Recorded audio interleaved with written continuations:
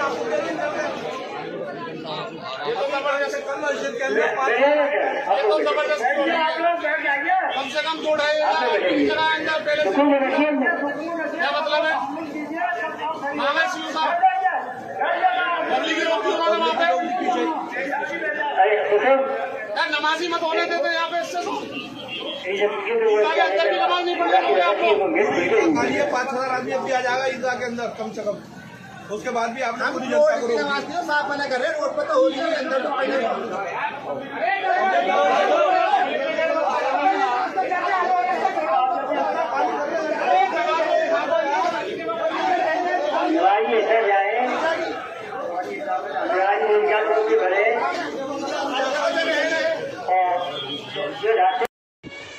आज Indian continent के मुल्कों में ईद उल अज़हा बकरीद मनाई गई। भारत में भी ईद का त्यौहार मनाएगा। भारत के उत्तर प्रदेश के अलीगढ़ शहर में भी ईद अच्छे से हुई, लेकिन बकरीद पर जो नमाज होती है उसमें अलीगढ़ की सबसे बड़ी ईदगाह शाहजमाल में नमाज के बाद कुछ बयान लोगों के सुनने को मिले और वो ख़बर की शक्ल में भी देखने को मिले, जिसमें बताया जा रहा है कि बहुत ज़्यादा निगरानी रखी गई प्रशासन की तरफ से। पीएसी और सीआरपीएफ ड्रोन कैमरे वगैरह तैनात रहे और लोगों को रोक दिया गया नमाज़ पढ़ने जो आने वाले थे वो बैरिकेटिंग वगैरह की हुई थी। तो बताया गया कि 1 किलोमीटर पहले ही लोगों को रोक दिया गया और जिसकी वजह से तकरीबन 2000 लोग ईदगाह में नमाज़ पढ़ने जो आ सकते थे, जगह खाली रह गई, वो नहीं आ सके। तो उसको लेकर के सोशल मीडिया में वीडियोज़ वगैरह आ रहे हैं। हम उन बयानों को सुनवाएंगे आपको इस खबर के बाद में। सवाल यह है कि त्यौहार जो होते हैं वो कौमी त्यौहार होते हैं, ना कि किसी मज़हब के, किसी जाति के, किसी धर्म के। ईद है, बकरीद है, Holi, Deepavali, new year, Christmas, वो सभी के होते हैं।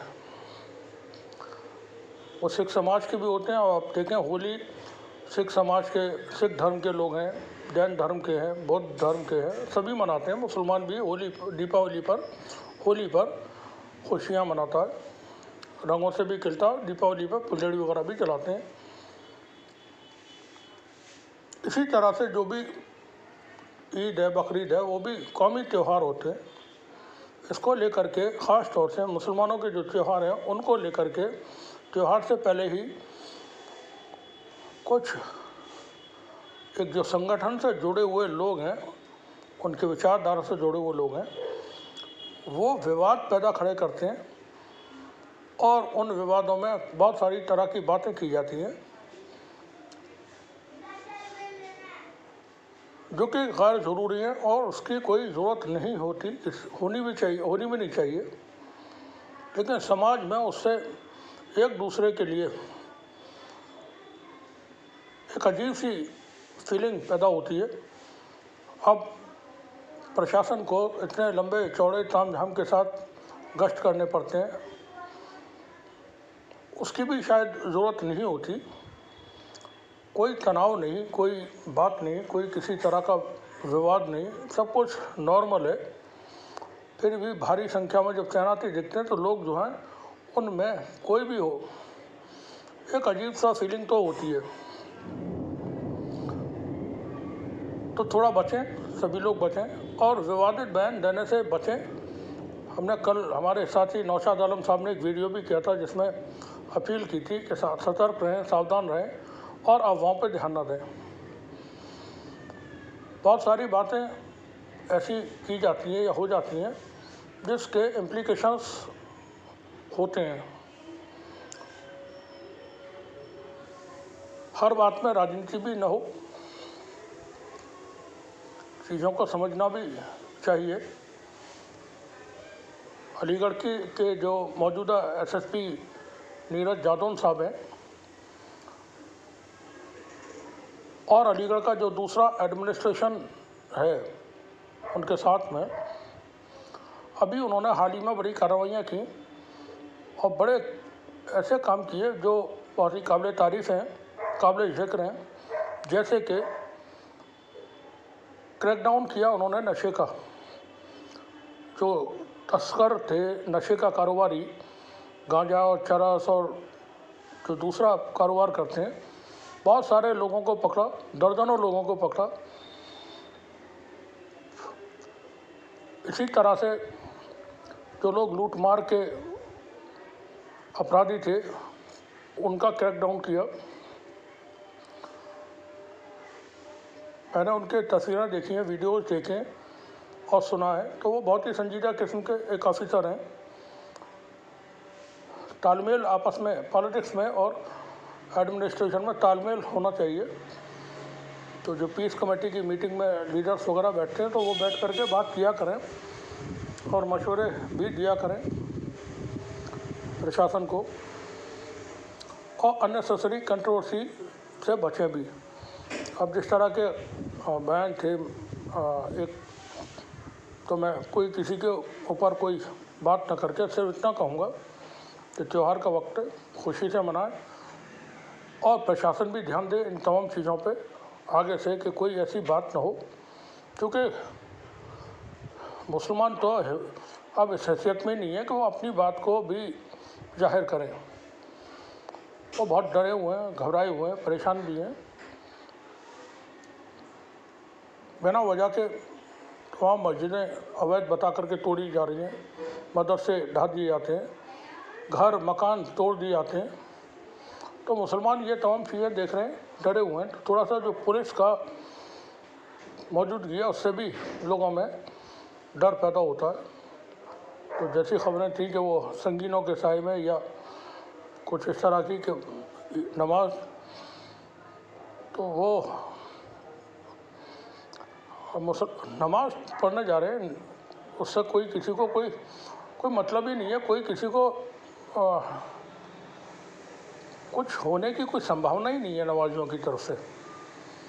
नमाज पढ़ने आदमी जाता है सिर्फ अपने ऊपर वाले को के सामने सर झुकाने के लिए, वो लड़ने झगड़ने किसी से कुछ कहने के लिए थोड़ी। और जैसा मैंने कहा कि मुसलमान तो बहुत सब्र व तहम्मुल, बड़ी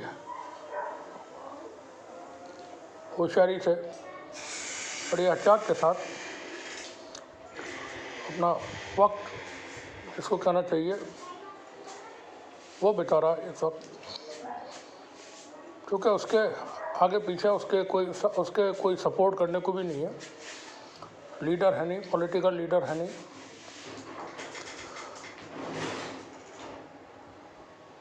सिर्फ बयानबाजी तक है, अगर जो भी हैं तो थोड़ा एहतियात बरतें सभी लोग। शुक्रिया सभी का। देखिए, सबसे पहले तो मैं अलीगढ़ जनपद वासियों को ईद उल अजहा की बहुत बहुत मुबारकबाद देता हूं। और जो आप सब लोगों ने देखा किस तरीके से बंदूकों के साए में नमाज हुई, उसके बावजूद भी ईदगाह खाली रह गई और हम चिल्लाते रहे कि भाई ईदगाह में जगह है। लेकिन ये मिसअंडरस्टैंडिंग इन लोगों ने 1 किलोमीटर दूर पब्लिक को यहां आने से रोक दिया। उसका नतीजा ये हुआ कि पीछे की बहुत सारी जगह, कम से कम 2-2.5 हजार आदमी अभी ईदगाह में और आ सकता था, लेकिन नहीं आने दिया गया। और पहले ही 1 किलोमीटर पहले, ये कोई तरीका थोड़ी है। कम से कम ईदगाह के अंदर तो नमाज पढ़ने दीजिए आप। ईदगाह के अंदर नमाज पढ़ने की प्रशासन से बात हुई, हम ईदगाह के अंदर नमाज पढ़ेंगे, लेकिन ईदगाह के अंदर भी नमाज पूरे तरीके से नहीं पढ़ने दी गई। और ईदगाह में भी काफी जगह खाली रह गई, कम से कम 2-2.5 हजार आदमियों की। ये गलत तरीका है। क्या आपकी जिला प्रशासन के साथ कोई मीटिंग नहीं हुई थी? जिला भाई सड़क पे नमाज न पढ़ने की तो योगी का एक फर्ज है, कहीं सड़क पे नहीं पड़ी जाएगी। आप भी चाहते थे, फिर ईदगाह में आने से रोका क्यों? हमने पहले ही अपील की, सब लोगों को समझाया कि सड़क पे नमाज नहीं पढ़ेंगे, लेकिन आप ईदगाह के अंदर भी तो नहीं पढ़ने दे रहे। ईदगाह के अंदर कम से कम 2-2.5 हजार आदमी आ सकता था। कभी जीवन में इतने बैरियर और इतनी बंदूकें और इतनी राइफलें और इतनी पुलिस ईदगाह पे हमने जीवन में नहीं देखी।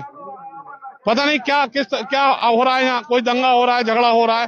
पुरसुकून तरीके से मुसलमान नमाज पढ़ता है, ईदगाह में नमाज पढ़ के जाके अपने घरों में जाके कुर्बानी करता है। लेकिन आज तो ऐसा कर दिया जो कभी नहीं हुआ। इसकी हम निंदा करते हैं, बहुत गलत तरीका है।